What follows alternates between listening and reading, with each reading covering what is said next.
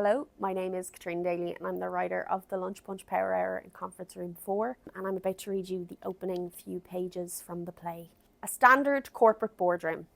The receptionist, formerly known as Jess, sits at the top of the boardroom table, eating their lunch. They have their feet up and are wearing a receptionist headset around their neck and are probably reading a laborious-looking book. Clodagh arrives at the doorway, wheeling a large briefcase behind her.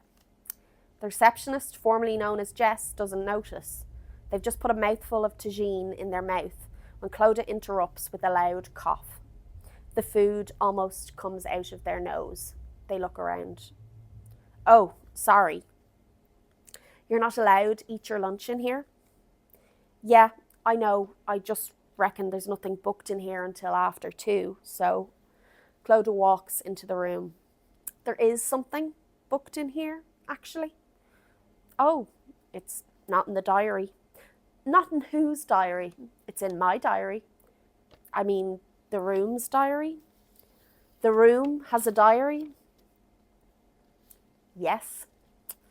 The receptionist, formerly known as Jess, waits for Clodagh to respond until the silence becomes evident that she's not going to. I'm sure there was probably an oversight. Yes, obviously. There's a lunchroom on the 3rd floor, you know, if the kitchenette is too much of a bother for you. It's too distracting. I like to read. Clodagh gives her a look like la-dee-da and waits for her to go. Please clean up before you leave. The receptionist, formerly known as Jess, looks around the room blankly. Clean what? They take their sleeve and begin to wipe where their bowl and feet have been. They leave.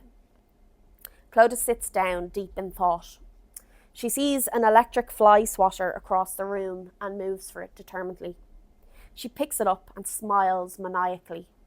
She begins to swipe it around as if she's fencing with it. She does it all with gusto.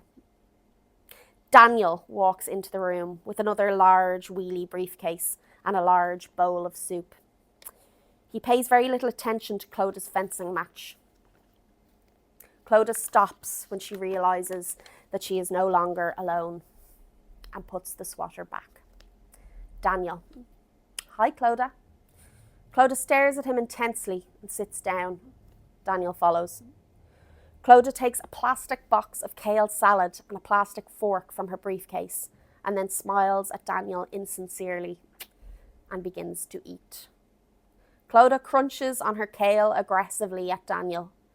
Unsure of what's going on, Daniel begins to slurp his soup in retaliation. The slurped soup and the crunched kale noises start a conversation with each other. Sometimes it's a race, other times it's an elaborate beat or musical number, until eventually the slurping and the crunching are almost fucking each other. They are about to reach a climax when a pathetic cough is heard at the doorway, where HR Lady Susan, so saccharine it's sadistic, stands. Room for one more?